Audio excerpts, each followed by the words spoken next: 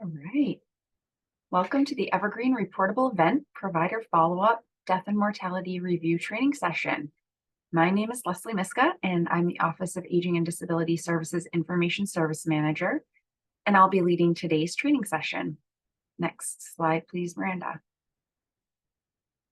During today's training session, we will cover the following topics: an introduction to Evergreen, the reportable event form, the provider follow-up, and the death and mortality review form.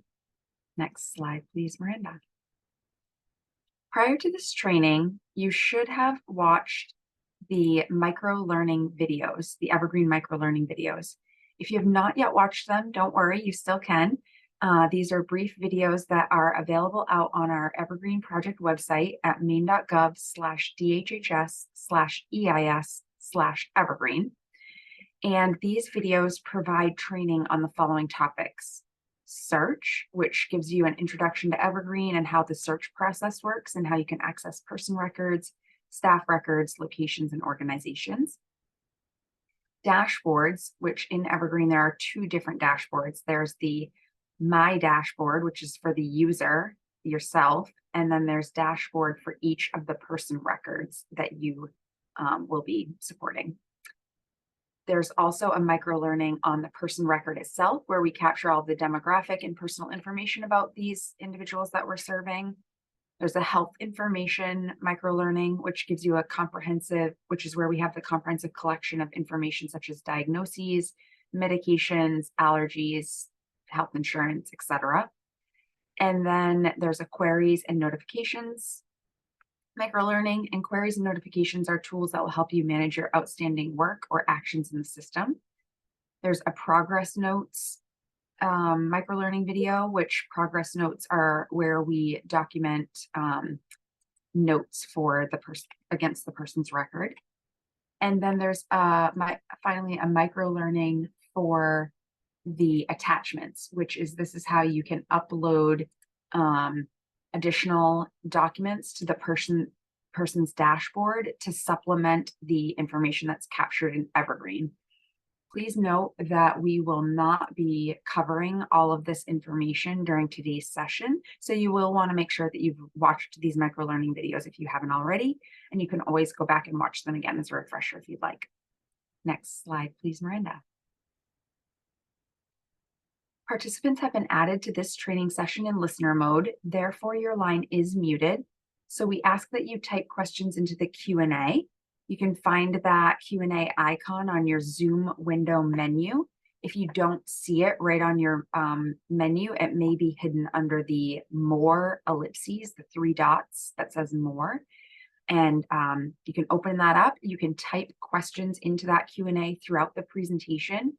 And we should have plenty of time at the end of the presentation for me to respond to the questions that come in through the Q&A.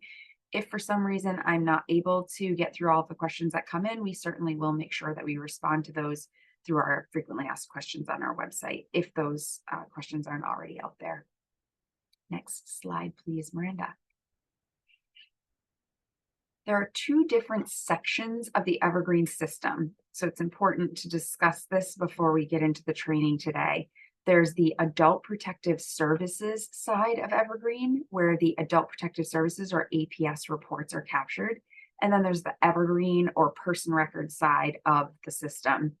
We're going to focus our training today on the Evergreen side of the system because that's where our EIS functionality will migrate into. But it's important to tell you about both sides because Evergreen is a shared system, and therefore the Adult Protective Services and Public Guardianship Conservatorship staff will be sharing the Evergreen person records with you. So the person record is where we collect all of those demographic details, the identifiers like the A number, social security number, health information. So those staff that are already in Evergreen will be sharing those person records with you, and they will have the ability to view and edit the data that is captured at that person record level. Next slide, please, Miranda. Some of the benefits of Evergreen include a robust help section with self-service features like being able to reset your own password, some system-generated notifications for reportable events, provider follow-ups, and death and mortality reviews. The ability to run role-specific queries to see outstanding actionable items, and also some reports that can be run. An enhanced person record with centralized data capture. So we're capturing things like history and health information at the person record level so that everybody that has the ability to capture and maintain that can maintain it from one central location.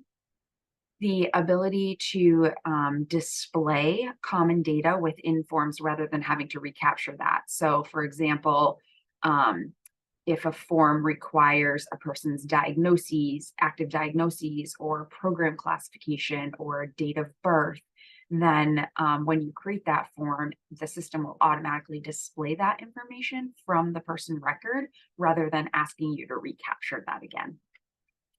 And also standardized data capture. So we have required fields indicated by a red asterisk and or a yellow bar at the beginning of each field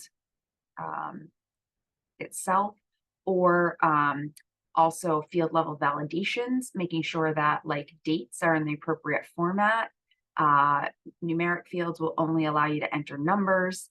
And then also forms have standard workflows and sometimes some built-in business rules that will allow us to capture data in a consistent way for reporting purposes. Next slide, please, Miranda. My dashboard is the first page that you will see as a user or staff member when you log into the system.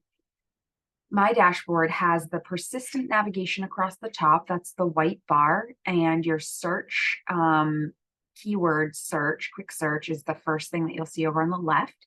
And then there are a couple of icons to the right of that that will allow you to access your recent search history and the advanced search feature so that you can narrow your search results by searching a particular field. And then you have some other icons and access points here for My Notes, messages, queries, reports, and your help center. And then to the far right is your profile. You can access your profile from there. So this persistent navigation will stay with you throughout the system, no matter where you are.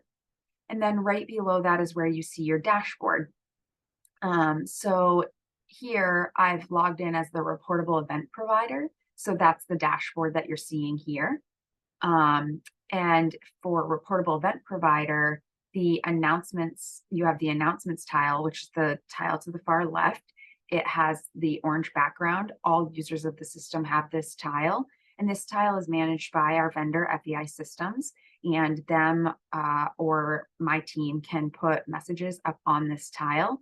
And it will be things like known scheduled maintenance where the system will be offline for maintenance, holidays for state closures, things like that. Anything that all system users will need to be aware of. There'll be those types of alerts and messages. The middle tile here is the messages inbox or the messages box. Messages is a feature in Evergreen that's similar to email. So it's contained within the system, within Evergreen, but it's very similar to email. This can be used for communicating with other system users. So as a reportable event provider, you may need to reach out to the assigned case manager for a person or the assigned care coordinator. You can use messages inside of Evergreen to send that message to the person rather than having to do that outside of the system using email. That way, all the content is contained within the system as well. The tile to the right is the My Notes tile. This is a feature that's similar to sticky notes or notepad feature if you've ever used that on like your smartphone device or your tablet or even your laptop. It's a way for you to be able to quickly capture a note. It can be just a reminder to yourself, so you can give it a title and a quick note, or maybe you're on the phone and you get a call from one of the individuals or their guardian that you serve, and you need to start quickly capturing the content that's being shared with you. You can do that using My Notes. And then if your role has the ability to promote to a progress note, after that, you can navigate to your profile, find that note, and promote it to a person progress note against that person record. Next slide, please, Miranda. The reportable event form should be filled out pursuant with State of Maine Department of Health and Human Services, Office of Aging and Disability Services Reportable Event System Rule 14-197 CMR Chapter 12. Next slide, please, Miranda. To report an event that meets the criteria outlined in the reportable event rule, the user should navigate to the person record. Click on the Forms and Plans icon in the green primary navigation menu on the left side of the screen. I've circled that icon in red and the background appears white because I clicked into that page when I took the screenshot. This takes you to the All Forms list page. From here, you'll click on the plus new form button in the upper left-hand corner of the central content area. This will open a pop-up modal like the one that you see in the center of the screenshot. From here, you'll choose the reportable event form under the incident reporting category. And then you'll click Next to move to step 2, where you'll confirm that you are sure you would like to create the form. Next slide, please, Miranda. Upon creating the form, the system will navigate you right into the form on the reportable event tab. So I've circled that reportable event tab. It's white because you are on the reportable event tab, and that blends into your menu that you see right below that, your form menu. Like other forms, the reportable event form will be in a status of in progress. The completion requirements will display an orange dotted circle indicating that the required fields for submission have not been populated, and that's because you just created the form. You haven't been able to populate those yet. And all sections of the form will be collapsed to defaulted. You can either use this expand all icon here in your menu to open all of them at the same time, all the sections at the same time, or you can use the little caret icon to the left of each of the section headers to manually expand and collapse one section at a time. And when I took this screenshot, I had manually expanded the overview section, which is why it's open. The overview section was auto-populated by the system. So it took the person's name, the report ID, the create date, and my login, which I was logged in as the reportable event provider, which is in the test environment. That person's login is re.provider, and it auto-populated those. There was no program attached because the person that I had created didn't have a program yet. But if that person had been on section 21 or 29 or 18, that program would also have auto-populated. You can scroll to view and populate each section of the reportable event, or you can click on the toggle icon in the upper right-hand corner of the content area to open your quick scroll menu. The quick scroll menu will display all the sections of the form, which for the reportable event form are the overview, incident, reporter, witnesses and participants, notifications, incident categories, and incident category types. Clicking on a section name from this quick scroll menu will automatically bring you to that section of the form without having to manually scroll. Next slide, please, Miranda. To populate the form, you will navigate to the section you want to edit. When you get there, you'll hover over that section and you should see a pencil icon appear. Clicking anywhere in that section will open a pop-up edit modal like the one that's shown on the screen in the screenshot here. Many of the reportable event fields are consistent with the EIS version of the form. However, there are a few new fields that have been added to more closely align with the CMS critical incident reporting requirements and to make it easier to identify trends in reporting. The incident section of the form contains the report title, the incident discovery date, the incident start and end dates and times as well. If the discovery date is more than 1 business day from the incident start date, then you will be required to provide a reason for the delay of reporting. I have also included in this screenshot a zoomed in box with a thick black border to show all of the pick list selections for the reporting reason. But in my example, I had selected other, and because I chose other, I was also required to describe the other reason for the delay in reporting. The incident start time and end times are new fields. If the exact times are unknown, then you should populate the fields with the closest possible time and then click the "Is this approximate" checkbox to indicate that it's not exact. Next slide, please, Miranda. If the incident discovery date was more than 1 business day after the incident start date, then you will also be required to answer the question, why was the past incident just reported? The pick list contains 3 selections, one of which is other. If you select other, you will also be required to provide a description of the other reason why the past incident was just reported. This section also includes a new frequency of occurrence pick list with options of first occurrence, multiple occurrences, and continuing pattern. You should select the value based on your knowledge. Therefore, if this is the first occurrence that you are aware of, you should select that option, even though there may have been other occurrences that you were unaware of. Under the frequency of occurrence is a 10,000 character incident detailed description text field. This is where you'll enter the description of the incident. Next is the 10,000 character description of the immediate response. After that is an incident location pick list with 8 common selections plus the option of other. If none of the other selections are accurate, then you can choose that other option. As with the other fields, if you choose the option of other, you will be required to describe that other incident location. Next slide, please, Miranda. Once you've indicated the incident location, you will be required to provide a yes or no response to the question, is this a waiver-funded location, and provide the address of that incident.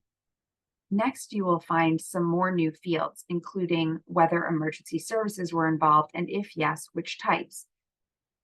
So for emergency services, that's ambulance, rescue, paramedics, fire department, crisis team, warden services, search and rescue, and you can select one or more of those if the answer is yes.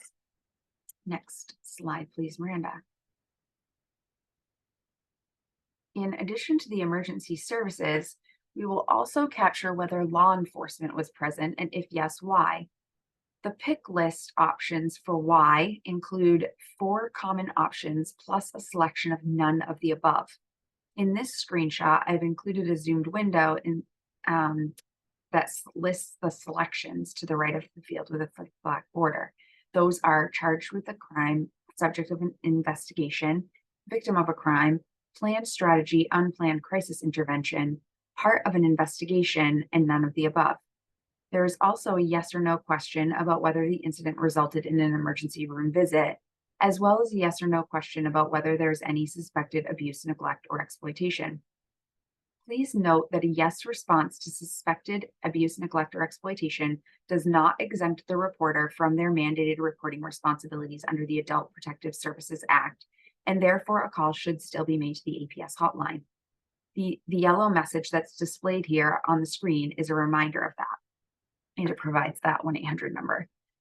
The final questions in this section of the form include an attestation checkbox indicating that the data enterer understands that a 30-day provider follow-up and internal review must be completed, and that they will notify the responsible party if that party is not themselves. The responsible party options are displayed in this screenshot in the zoomed in box with the thick black border to the right of this question.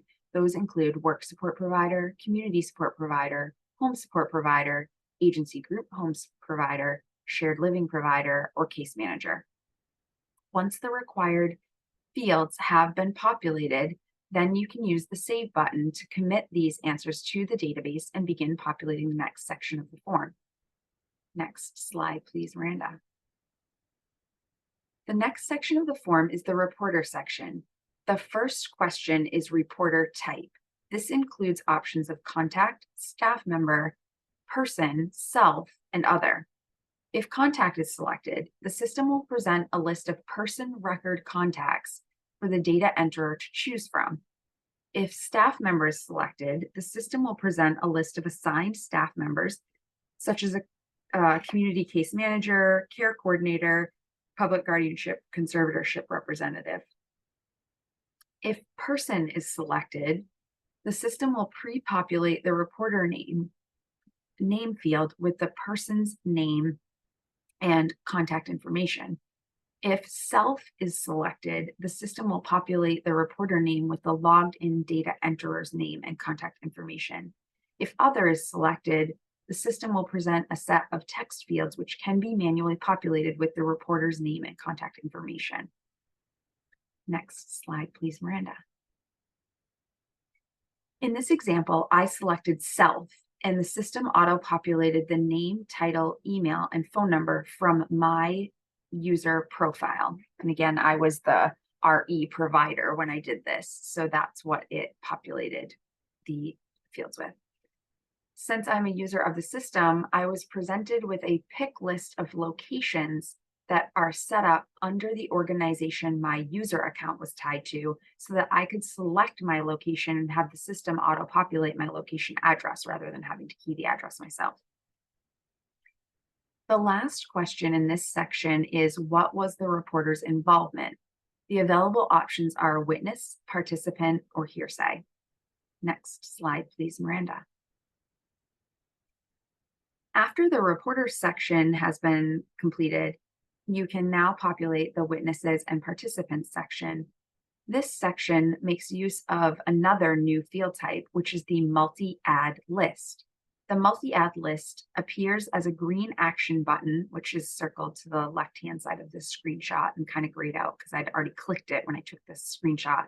But you'll use this plus add witness participation button, and it will open a modal with a field set for capturing the data for the first witness or participant. Once you've completed the required fields and save that entry, you can add another if there's more than one witness or participant that you need to add. When I took this screenshot, I'd already clicked on that plus add witness participant button, and the modal had popped up that was displayed in the center of the screen, and it gave me the first question, which is the relationship of this witness or participant to the individual or the person that this reportable event is being created for. The options again include contact, staff member, person. And these will behave the same way that the reporter selections did, as well as an option for another individual receiving services, which won't require any additional details to be captured other for that individual's involvement. Except for that individual's involvement.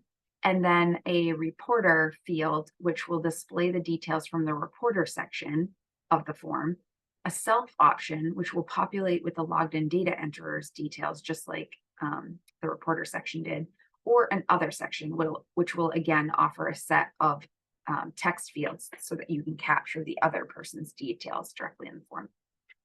Next slide, please, Miranda. In this example, I chose staff member, and I selected the assigned case manager, which in the test system happens to be Jesse CCM from the pick list that was provided. And then the system auto-populated the title of CCM for me. The last field in the witness participant field set is what is the individual's involvement, and that is either witness or participant.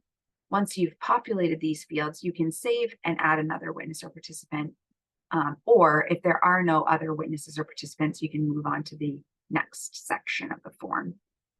Next slide, please, Miranda. The next section of the reportable event form is the notifications section. This section includes a yes or no question about whether the person's family was notified, as well as a yes, no, not applicable question about whether the guardian was notified. If no is selected under the guardian question, you will be required to provide a description about why the guardian was not notified. Next slide, please, Miranda. The incident categories section of this portion of the form leverages the dual list field type, which displays all of the available options in the left-hand box in this screenshot, and all of these selected categories in the box on the right. To move the categories, you simply click on the checkbox to the left of the option that you want to move and use the arrow buttons in between the two boxes to move the selection. If the category is in the available list and you want to move that selection, you would click the checkbox and use the right-facing arrow to move that to the selected box. If you had already moved a category to the selected box and then you were like, oops, I actually didn't want that in there, you can check that and then use the left-facing arrow to move it back to the available box. There are a total of 17 incident categories. 16 of the categories align with 14-197 CMR Chapter 12, 2AI through XVI of the reportable event rule. The 17th category aligns with 14-197 CMR Chapter 5, Section 5.07-2B.10. This is the rights violation waiting for approved plan option that aligns there. The additional category of rights violation waiting for approved plan should only be used when waiting for an approved plan. This will prevent the daily reports from sending notifications to the disability rights main. Depending on the category selected, you will be presented with corresponding custom questions. In this example, I selected the categories of death and rights violation waiting for an approved plan. The system had auto-selected emergency department visit for me because I had answered yes to the question, did the incident result in a visit to the emergency room, under the incident details section of the form. Custom questions or incident category subtypes will automatically appear as the subtype section of the form under the category section once your category selections have been made. Next slide, please, Miranda. The next several slides will describe the custom questions associated with each category. There are 3 categories which do not have any additional custom questions. Those are death, medical treatment other than hospital, and rights violation waiting for an approved plan. There are 6 categories with a single additional custom question. Those are emergency department visit, hospital admission planned, unplanned, law enforcement intervention, transportation accident, physical assault or altercation, and rights violation. The custom questions for each of these categories is displayed on the right-hand side of this slide. Next slide, please, Miranda. The other 8 categories have multiple custom questions. The questions associated with suicide threat and suicide attempt are displayed here on the right-hand side of the slide. The custom questions associated with medication error, serious injury, lost or missing person, emergency restraint, dangerous situation, and physical plant disaster will be covered in the next 5 slides. Next slide, please, Miranda. Medication error includes 3 custom questions. If other is selected from the reason that the medication error occurred pick list, you will be required to populate a 4th field describing the other reason. In addition to that question, you will need to select an option from the pick list of who made the medication error, and you can select as many options as apply to the question, did the medication error result in any of the following? If you select one or more of the options under that question, the option of none of the above will become grayed out and will not be selectable. To select none of the above, you will need to uncheck other selections if you've made any. Next slide, please, Miranda. Lost or missing person has 4 single select questions, which are displayed in the screenshot. 3 of these are simple yes, no, unknown pick lists. And then the length of time question includes options for less than 1 hour, 1 to 8 hours, 8 to 24 hours, or more than 24 hours. Dangerous situation has 2 single select questions and an alert message, which is highlighted in yellow, to let the data enter know that they should also select the category of serious injury if the dangerous situation resulted in one. The question about who is at risk includes options of person, other or others, and both. And the question about the type of situation includes selections of arson, hostage taking, self-injurious behavior, such as cutting, headbanging, biting, etc. Next slide, please, Miranda. Serious injury has two multi-select questions about the type of injury and where the person received treatment, as well as a single select pick list for the cause of injury. And the choices include accident, pre-existing condition, negligence, self-inflicted, unknown. Next slide, please, Miranda. The physical plant disaster category includes two multi-select questions with the choices displayed in the screenshot. If you select the option of other for either of these questions, you will be presented with an additional required field so that you can populate the description for other. Next slide, please, Miranda. The emergency restraint category has 6 questions and 3 conditional questions based on your responses. You will be required to select a type of restraint from the options of personal holding, chemical restraint, blocking. If you select personal holding, you will be required to answer the questions displayed in this screenshot. The questions for type of personal holding include floor, sitting, standing. If you choose sitting or standing, you will be required to indicate whether it was 1 person or 2 person. You will also be asked to provide the restraint method used with choices of safety care, CPI, TCI, NAPI, MANT, M-A-N-D-T, or unknown. Next will be a simple yes, no, not applicable question about whether the restraint was outside of the approved plan. Then you'll have single select questions of whether this is a single restraint or multiple restraints. If you choose multiple, you will be able to add multiple restraint times. But if you choose single, the system will only allow 1 restraint time to be added. After clicking the plus add restraint time button, which is circled in red here at the bottom of this screenshot, you will be presented with 2 fields, one for the restraint start time and one for the restraint end time. The system will then auto-calculate the duration. And if you had multiple restraints, it will also calculate the total restraint time for you. The last question is a yes/no question about whether the restraint resulted in a serious injury.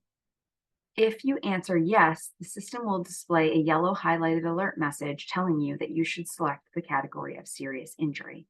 Next slide, please, Miranda. Once you have populated all of the required fields, your completion requirements icon will change to green check marks like the icon displayed here. Then to complete the reportable event form, you will click on the status dropdown and select the complete option. This change in status will trigger the system to send notifications to the assigned case manager or care coordinator, crisis staff, and our quality assurance team. If there was a category of rights violation selected, it will also notify Disability Rights Maine. And if the answer to whether there is suspicion of abuse, neglect, or exploitation was yes, then it will also notify our Adult Protective Services unit so that they are expecting the call for the report. Next slide, please, Miranda.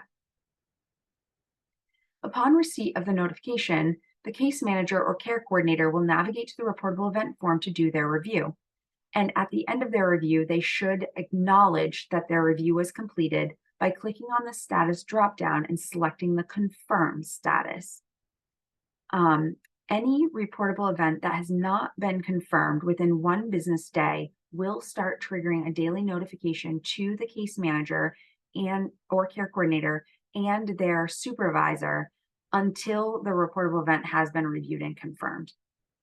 In addition to reviewing and confirming, the case manager or care coordinator should also use the progress notes icon to enter their reportable event note. And there's additional details about that in the reportable event informational webinar if you'd like to go back and review that. Next slide, please, Miranda. One 30-day follow-up form is required for each distinct event. The provider follow-up form is added to the provider follow-up tab of the reportable event and can be submitted with the reportable event or any time after it has been submitted and within 30 days per the reportable event rule. Next slide, please, Miranda. When you first click on the the provider follow-up tab in the reportable event itself, you will see a screen that looks like this one with a message indicating that no provider follow-up record exists, and it will have a plus provider follow-up button directly below that. Next slide, please, Miranda. Upon adding the provider follow-up to the reportable event, the form will display just like what you're seeing here, and it will look similar to the reportable event tab of the reportable event form. The status will be in progress. The completion requirements will be not met, indicated by the orange dotted circle, and all the sections will be defaulted to collapsed.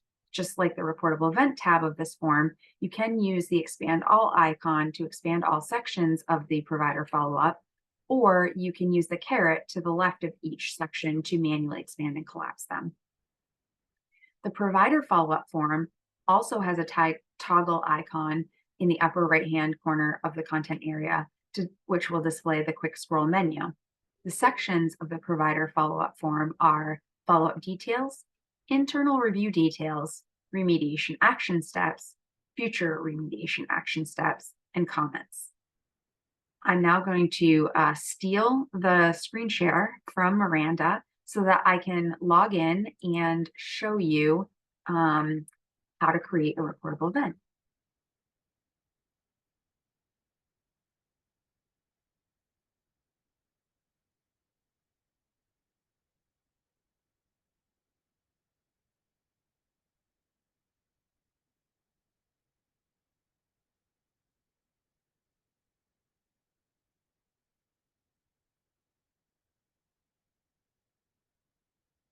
I'm in a test environment, so please bear with me. Hopefully we don't run into any challenges here, but so far so good. I'm going to knock on a little bit of wood for that.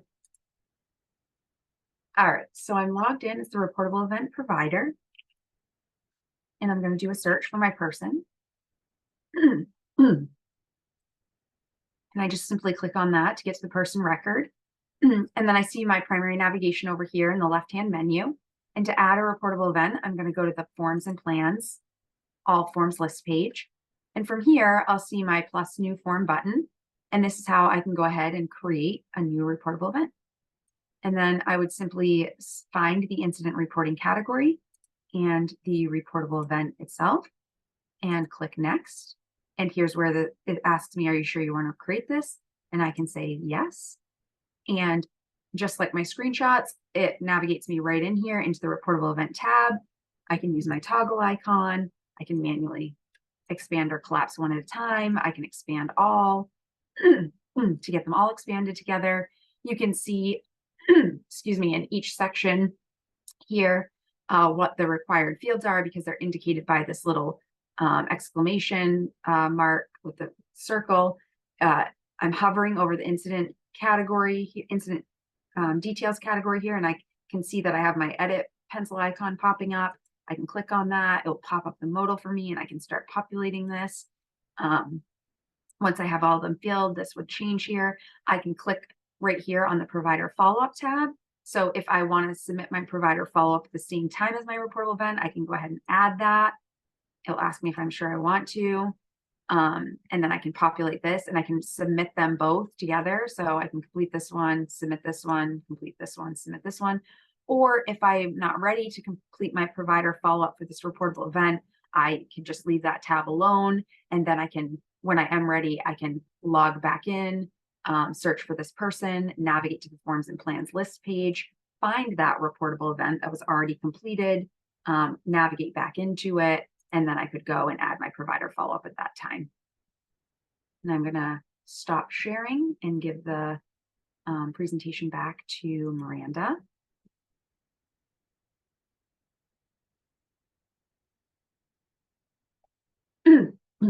The first section of the provider follow-up form will be auto-populated by the system, including the follow-up due date. And that's the follow-up details.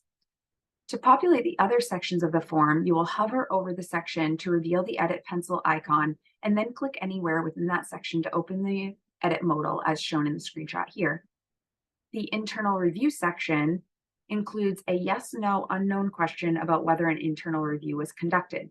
If the answer is yes, you will be required to answer the 4 additional questions displayed in the screenshot. Next slide, please, Miranda.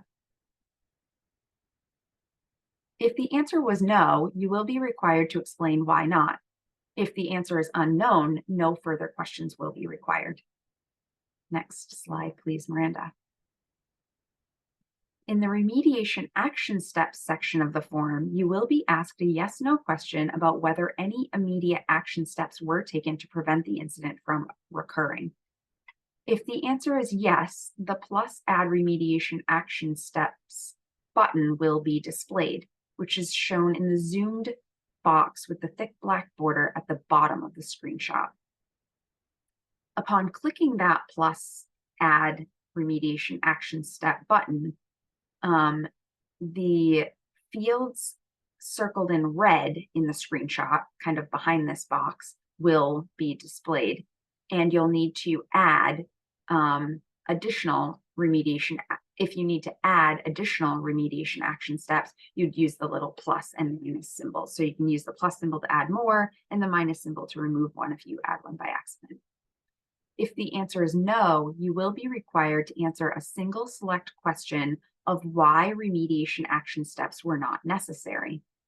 The choices in the drop-down selection include isolated incident, waiting for safety device approval, waiting for behavioral management plan, and other. If you select other, you will be required to provide a description of the other reason. Next slide, please, Miranda.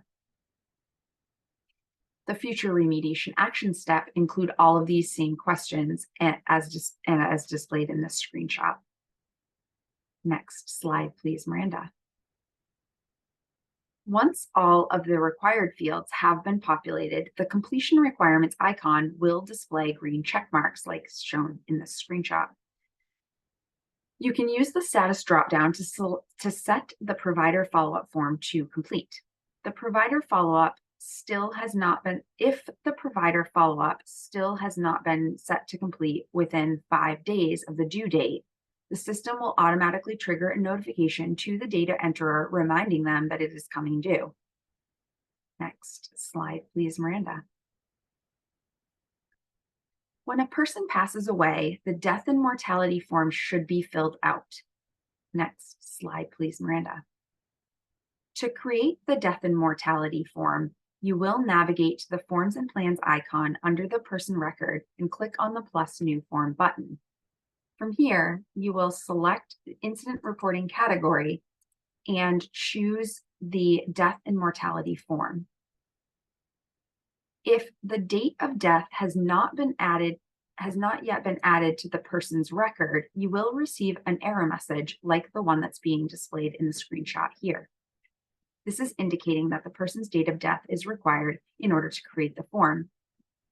If there is no reportable event with a category of death, then a separate error message would also appear indicating that the reportable event category for death does not exist. Next slide, please, Miranda. I'm going to again steal the screen share from Miranda.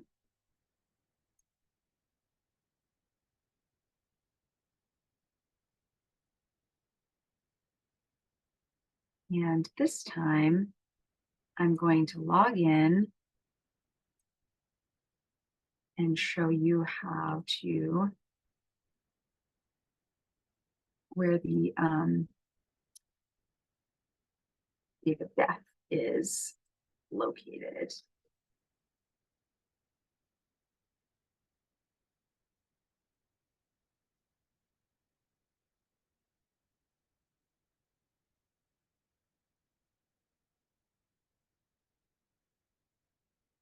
So again, I'm going to search for my person record. Nope.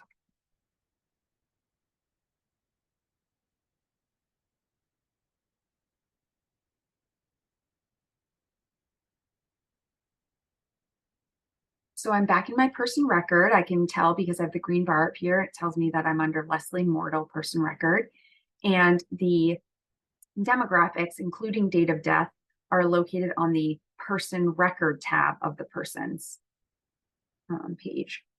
So date of death happens to be right here in the very first section of the person record, and it's located right here, date of death.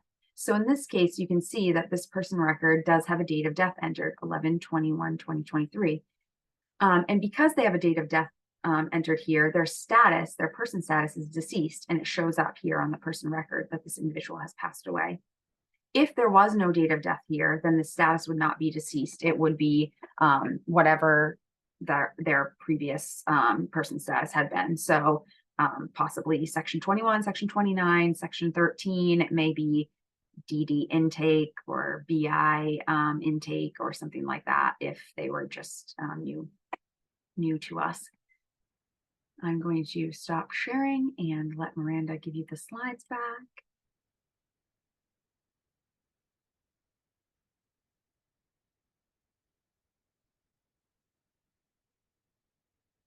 Once the reportable event with the category of death has been completed and the date of death has been added to the person record and the person status has been updated to deceased, the system will allow you to create this death and mortality form. Upon creation, the system will auto-populate the overview section with the date of death that was entered on the person record and the date the form was created. And I circled that toward the left of this screenshot, kind of grayed out in the background there for you.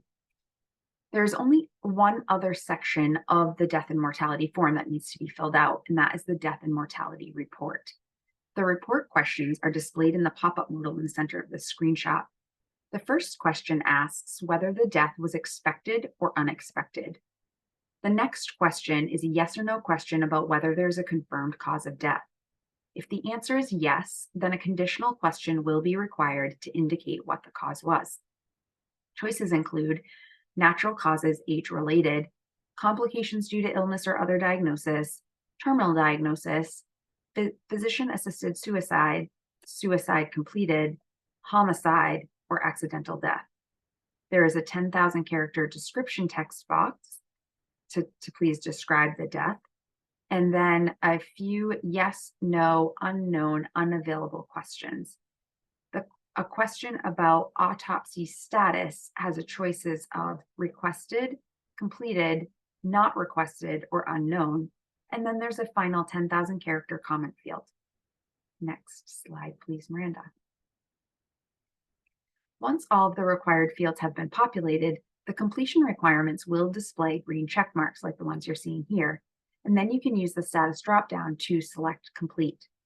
If the form was created in error, the close option can be used to close the form instead of completing it, but that option should only be used if it was created in error. If there is a reportable event with a category of death and it has been 5 business days since the reportable event was completed and the death and mortality report is still not completed, the system will notify the death and mortality reviewer to let them know that the report is due in 5 business days. If the same situation exists after 9 business days, a second notification will be triggered to that mortality reviewer, letting them know that the report is due in 1 business day. Next slide, please, Miranda. Excuse me. This concludes the slides. However, you're probably wondering what the next steps are. That is, we want you to be able to familiarize with yourself with the system and be able to navigate around in there yourself and test things out and try the system out before we go live. So we will be sending out access to our training or sandbox environment. That will probably happen next week, probably towards the end of next week. We'll be sending out individual emails to all of you with your login to that environment. It will have the URL, it will have the credentials that you should log in with, and it will give you your own assigned person record that person record is yours in that environment to go ahead and test around with, create new reportable event forms, review the person section, add data. Um, Please keep in mind that in this environment, your test person will include more access than you probably will have in the production environment. And that's just because we want you to be able to test things out. So you'll probably need access to modify things that another user role might have otherwise modified. So your training environment access will just be a little bit more access than what you might have when you get into production. In the meantime, while you're waiting for that assignment, again, we'll try to get those out by the end of next week. There are 2,700 users that we need to send emails to, so it's a little bit of a logistics situation. So we're working on that, but we will get those out. In the meantime, you can go to our website, maine.gov/DHHS/EIS/Evergreen, and you can watch or rewatch the informational webinar series that we had in October and November. They're posted on that first page down at the bottom, or you can go to the training page, which you can click on in the left navigation of our project website page. And from there at the top, there are hyperlinks to our microlearning videos, those 7 videos that train you how to do the basic features of the system.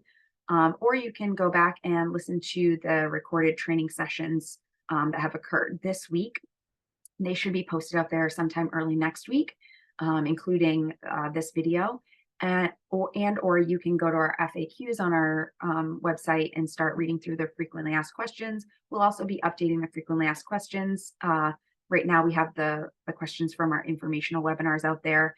We'll also be updating that to include the questions that are coming in from the training this week. You can also work to tie up loose ends in EIS. So for reportable event providers, we're asking that you try to get your reportable events completed by the close of business on Friday, January 12th, 2024 at 5 p.m. Reportable events themselves will migrate in as closed. So if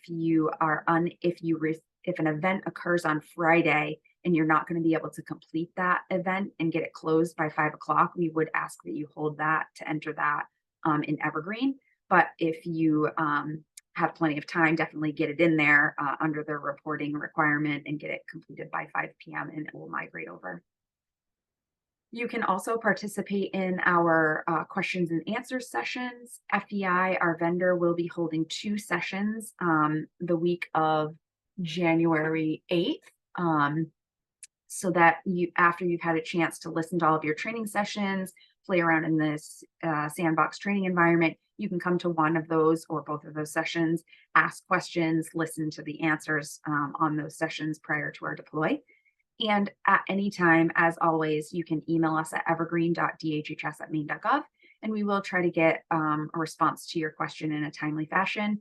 And or we may take your question and add that to our frequently asked questions on our website so that other people can also see the answers to that question. Next slide, please, Miranda. So we have reached the question and answer period of this presentation. We have plenty of time to get through the questions, and I do have several questions in the Q&A, so I'll start going down through those. But if you have additional questions at this time, please use that Q&A icon to type your questions in. If you don't see that, it might be under the more ellipses. The first question comes from Kevin. Where in Evergreen do we list providers such as doctors and other medical providers? Fabulous question, Kevin. Under the person record icon, there is a section called contacts. Under that section, you can add a contact, and there's a choice of a relationship of medical-professional. And so you'd want to select that, and then you can add the doctor's name and address and phone numbers and all that. Diane asks, will we still have multiple logins for each services, BI, DS, ORC? Fabulous question, Diane. So Evergreen is a single sign-on system. However, if you provide services for BI or DS or ORC under separate physical locations, then you'll have, when you log in, you'll have a screen which will allow you to select which location you are serving this person under. And then you can access all of the persons that you serve under that location. So that's the context with which you'd have to sign in under. And then under your profile icon, you'll have a little change context feature, which will allow you to go back to that screen and go to another location if you need to populate content on other person records. Amanda asks, will there be a report that we can run to track reportable event and follow-up entry by agency? Great question, Amanda. There are some reportable event reports that are available to you. We're working on one that's called the all completed reportable events. So you can run that and get back reportable events. There's also queries that are available for reportable events that will show you reportable events that are in progress, provider follow-ups that are in progress, that type of thing. So depending on your role, you may or may not have access to queries or reports related to reportable events. Chantel asks, will there be a printout with the directions? Chantel, I think you're probably asking about how to fill out a reportable event form itself. There will not necessarily be a step-by-step guide for the reportable event form. However, this training session did give you all of the step-by-step instructions, and this will be posted and available to you ongoing. So we'll post it on our project website, and we'll likely also upload it inside of Evergreen into the Help Center, so you can always refer back to it at any time. Christina asks, regarding documenting the frequency of occurrence for the reportable event, how far back should we go to consider frequent if it happened in the past month, quarter, or year? That's a great question. So I'm not really comfortable, Christina, answering that question. So we'll take that one back and we'll try to get an answer to that posted to our frequently asked questions. Definitely, if there are multiple occurrences, you'd want to select that. But if there is a large gap between an occurrence and then a second occurrence, you may not want to consider that a frequent occurrence. I would think frequent occurrence might be multiple occurrences happening close together. So we'll certainly take that question back and try to post a good response to that on our frequently asked questions page.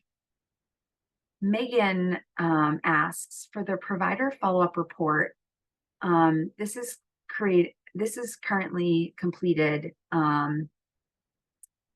as a responsibility of the provider who completed the reportable event. Could you explain why or when the author would assign this to someone else?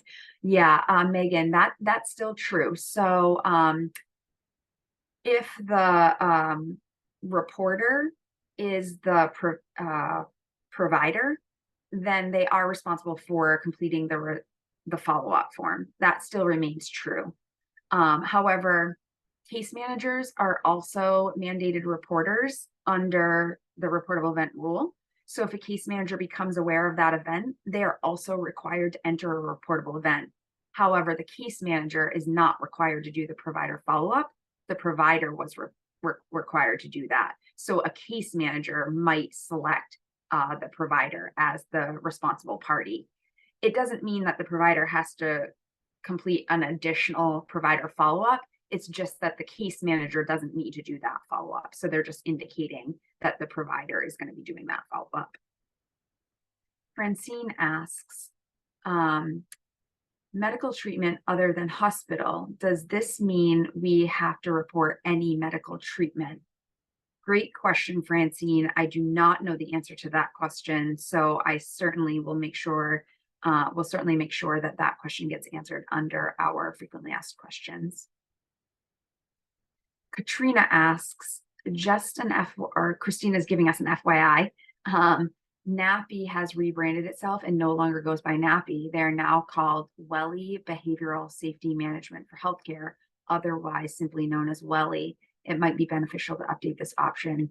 under the restraint method used. Thank you for that information, Katrina. I was not aware of that. We certainly can put in a change request to get that option updated. It likely will still say nappy at the time that we go live. We probably won't have time to get that modified, but we will make sure that that gets entered, and post deploy we can get that updated. Francine asks, so no reportable event is required for the death. Yes, Francine, a reportable event is required for the death. No change to that. You do need to still submit a reportable event for the death. The death and mortality form is the supplemental form that also exists in EIS right now. So when someone passes away, there should be a reportable event with a category of death entered, and then the date of death should be added to the person's record. And then once those two things have been done, then the death and mortality form is created. Diane asks, who adds the date of death to the person record? Great question, Diane. The case manager has the ability to do this. An assigned guardian representative has the ability to do this. And then there are lots of state staff roles that also have the ability to add the date of death to the person record. Francine, oh, she's telling me she got the answer to her question. Sorry, Francine, I saw that one now. So I've answered your question twice now. I think that was about the death and mortality form. Heidi asks, what happens to plans that are open for annual planning that can't be finalized before 1/12/24? Great question, Heidi. So person-centered plans do not need to be completed by January 12th, 2024. We're only asking that reportable events get completed because those will migrate in a closed state, and progress notes get completed. Those will migrate in a closed state. So we're asking that if you have reportable events or progress notes that need to be wrapped up, that you finish those up and set those to complete in EIS so that so that all of your content is in there when they migrate over. Even if you don't do that, it will migrate over. Those will migrate over. You just won't be able to finish them. So you might need to re-enter them in Evergreen, which would be a bummer for you. We don't want you to have to do that. Other forms like person-centered plans, service implementation plans, DD intake and eligibility forms, those will migrate in process. So if your form is in progress, it will migrate over in the state that it's in EIS, and then you'll be able to finish the form in Evergreen. So you don't need to worry about finishing person-centered plans. We obviously know that you're going to have some that you're staging for their completion by the plan end date. Kelly asks, for reportable events, if an incident occurs in the community with a community support program, is this still considered to be a waiver funded location? I am not the expert here, Kelly. I believe the answer is yes, but I'm not the expert. So I certainly don't want you to take my response as yes, as valid. So we'll make sure that our frequently asked questions give a little bit more information about the waiver funded location. That question was asked at the session on Monday as well, and we haven't had a chance to get an answer to that. Kevin asks, do we need to close open PCPs? Already answered that one, Kevin. Nope, you definitely do not. Your PCP will migrate as is into Evergreen, and you'll be able to finish it over there. Sue asks, who enters the death and mortality form? There are several roles that have the ability to enter the death and mortality form, including case manager, death and mortality reviewer. I can't remember them all off the top of my head, Sue, but we certainly can try to provide a list of those in our frequently asked questions. Brandon asks, under advisement from the state, they want case managers to complete action notes through the reportable event. So they are linked when a reportable event occurs to the document, to document our involvement after that we were aware. Will this be a feature in the reportable event? Great question, Brandon. So in Evergreen, you don't actually have to complete the reportable event, the note related to the reportable event under the reportable event form. You can enter it in the progress note area, and there are some appropriate selections for you under that progress note that will let us know how to tie that to the reportable event through our reporting. And I can't remember off the top of my head what those selections are, but if you listen back to the informational webinar on reportable events, I do cover that in the reportable event informational webinar. Heidi asks, how will clients that have been found eligible for ODEs that are over 18 be documented if they are still in the children's world? Great question, Heidi. So we are still going to allow individuals over the age of 18 who are eligible for adult services to continue with a children's case manager if that's what they would like to choose to do. And we'll handle that similarly to the way that we do in EIS. However, we are strongly encouraging children's case managers and behavioral health case managers that are sticking with adults receiving DD services to get an Evergreen login and be able to manage the person right in Evergreen alongside of a community case manager or a state case manager using all the same forms that they do. So you can do it that way, or if the children's case manager chooses not to get an Evergreen account, you'll still be able to submit plans on paper, and we'll still be able to upload and attach those to the person record. It just makes it a little bit less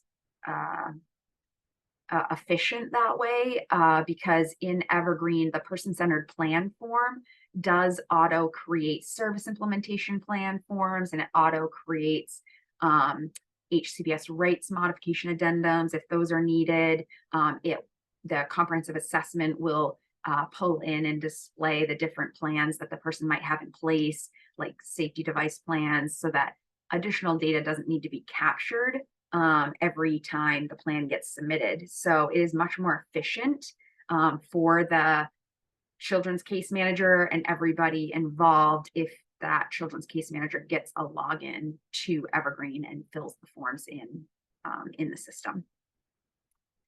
Kevin asks, can we print more than one client progress note at a time? Great question, Kevin. This came up in one of the informational webinar series on the reportable event and progress note session, and there is a note audit report that exists. I did go back and look at that after the informational webinar series. It doesn't include all the details that I think that you guys would want for printing progress notes. So I did bring that back to our report writer, and we're working on a progress note, an all print progress note report that can be used. It likely won't be live for all users. It will probably just be live for particular user roles like case manager and some internal state staff at the time of deploy. But we are looking to try to expand that in the future for reportable event provider roles as well. Heidi asks, or actually she's giving me some clarification. I'm referring to how reportable events for these clients over 18 eligible for ODEs will still be still in OCFS be captured. I think Heidi, I answered that question correctly. If not, let us know and we'll try to get you some additional information. Diane indicates, will this presentation be available as PowerPoint as well? Yes, Diane. So sometime, hopefully early next week, you'll see the recording as well as the PowerPoint slide decks from this presentation posted out on our training page of our website. Rebecca asks, I've recently had a provider tell me that under Evergreen, they are not required to submit reportable event for allegations for abuse, that they only need to call the APS phone line, that no reportable event in Evergreen is needed. So that's tricky, Rebecca. So reports of abuse, neglect, or exploitation do need to be called into the APS hotline. If the abuse, neglect, or exploitation also meets the reportable event rule, then they should also submit a reportable event in Evergreen. So I think, each incident is unique, and there may be situations where abuse, neglect, or exploitation um, does not meet the reportable event rule. However, I think likely it does. So again, we will try to put um, a good response out in our frequently asked questions about that. Because again, I'm not the expert, but I can say definitively that abuse, neglect, or exploitation does definitely need to be reported through the APS hotline. And if that abuse, neglect, or exploitation meets the criteria for the reportable event rule, a reportable event should also be entered. And when that reportable event gets entered, then the response of yes to is there suspected abuse, neglect, or exploitation should be yes. Janet asks, will the case manager do a follow-up review note as we do now? So Janet, yeah, I think I answered that question already, but again, you would go to the progress notes area, you would create a progress note, and there are some activity type selections that you can make there that will allow us to link that to a reportable event from a data perspective. I think the selection is a reportable event, but it's something like that, similar to that if it's not a reportable event. And you can find that in the informational webinar on reportable events. Kevin asks, regarding reportable events, do case managers have to enter a reportable event if a provider has entered the report first? Great question, Kevin. It's my understanding, and again, we'll make sure this is added to our frequently asked questions, but it's my understanding that anyone who provides services to the person and is aware of an incident should still enter their reportable event. So if an event occurs at a provider location, that provider should enter the reportable event. And when the case manager becomes aware of it, they should enter the reportable event. And if other persons that serve that person were there, they should also enter that reportable event. I believe all individuals who are serving the person should still submit their reportable event. But like I had described earlier, there's only the provider follow-up is only required one time on that reportable event. So if it happened at the provider location, the provider should submit that follow-up, and then the case manager would indicate when they enter their reportable event that the provider will be doing the follow-up. Tammy asks, based on my experience, the community supports would be a waiver funded location, as that is where what service was happening at the time of the event. Thanks, Tammy. She says I can reach out to Olivia at OMS since she has the policies. Thank you for that suggestion, Tammy. Sarah indicates, when will we be getting directions, communication on login credentials for agency employees? Great question, Sarah. Yeah, so hopefully by next Friday at the very latest, we will be sending out the login credentials for each EIS system user. So I think we're still trying to figure out the logistics, but I think we're gonna do it individually. So every single EIS user will receive their own email. It will have the login to the training environment, the sandbox environment, the credentials that person, that individual should use when they log in, and an assigned person record. And that person record is assigned just to them. It's a test record that they can modify in any way that they would like to in order to familiarize themselves with the system.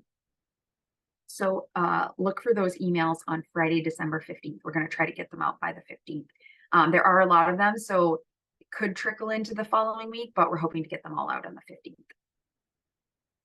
Leslie added our training link to the Q&A. I don't know, training page link. Yeah, Miranda also added the training link page to the meeting chat so everybody can see it. Shirley asks, does the Evergreen system time out? Great question. So it does, Shirley, but it's a little bit more user-friendly than EIS is because not only do you need to be typing into a field in Evergreen for the timeout to not be counting down, you could also just be paging through, um, using your mouse and scrolling around. The system recognizes your, scrolling and that kind of activity. So it doesn't start the timeout clock until you are truly idle. So if your system is open, you're not typing anything in, you're not navigating around, you're not mousing over anything. It's truly just sitting there idle. Then the clock will start ticking, and it will also provide you a pop-up message before it times you out, before it closes you out, saying you're going to be timed out. Do you want to continue in the system? So if you're just reading something, and it's taking you a while to read it, you'll see that pop up and you can just say, no, I want to stay logged in, and it won't log you out. But if you had actually set your screen to idle, you hadn't logged out, and you walked away from your machine, it would give you that pop up, but you weren't there. So you weren't going to see it, and it will log you out in that instance. So what I've been telling people on these sessions is make sure that if you're going to step away from your computer or you're going to get distracted from your computer, that you hit save on whatever page you're on to commit whatever data you've captured to the database so that you don't lose it. That way you're, if the system accidentally, if the system times you out because you've gotten distracted or walked away, you don't lose the data that you've entered. Kevin asks, how much time do we have in Evergreen before we're timed out? Great question, Kevin. I don't remember the answer to that. So we'll try to get the answer to that information and post that on our frequently asked questions. I think it's like a minute or right around a minute. I'm not entirely sure. So we'll find out and post that. Aaron asks, in the past for reportable events, we have been told not to enter duplicate reportable events for the same event. Oh, thank you, Aaron. Maybe I did give some bad information. I'm not sure. I was under the impression that anybody who becomes aware of a reportable event should, or critical incident should submit the reportable event. Aaron had some contradictory information there. So we'll get a definitive answer to the question about our case manager is required to submit a reportable event if a provider has already entered it.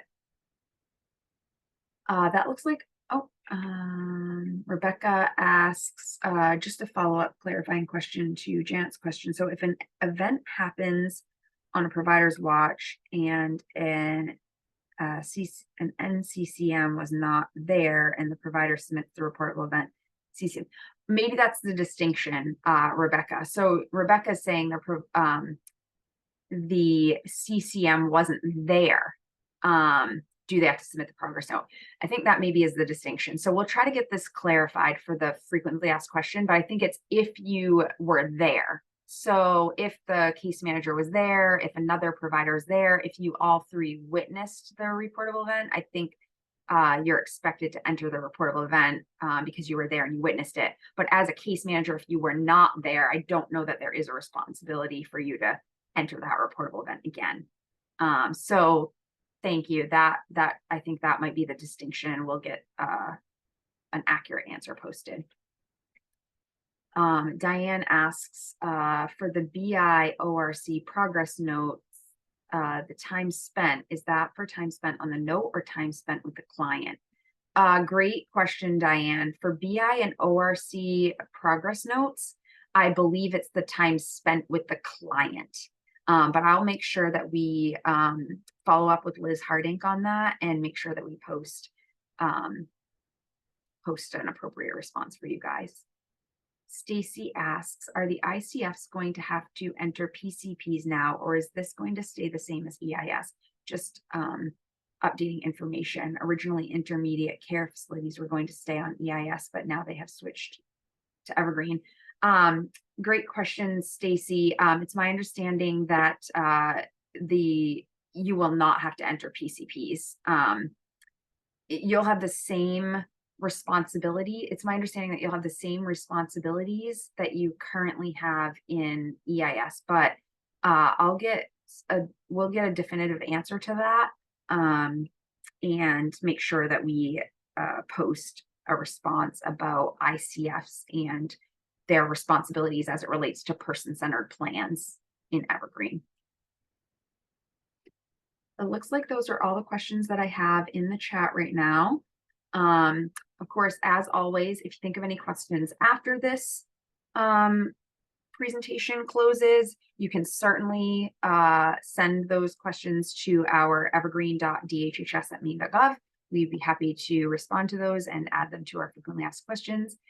And there are other technical training sessions that are going to be coming up throughout the course of the next several weeks. So please, if you have other relevant technical training sessions, get registered for those, and we'll look forward to providing those trainings for you, and we will get those training sandbox access out to you guys just as soon as possible. Keep your eye out for them around Friday the 15th. Again, it might trickle into the following week, but hopefully we can get them all out on Friday the 15th. And thank you guys for joining me at 8 a.m. on a Friday. Everybody have a great day and a fabulous weekend.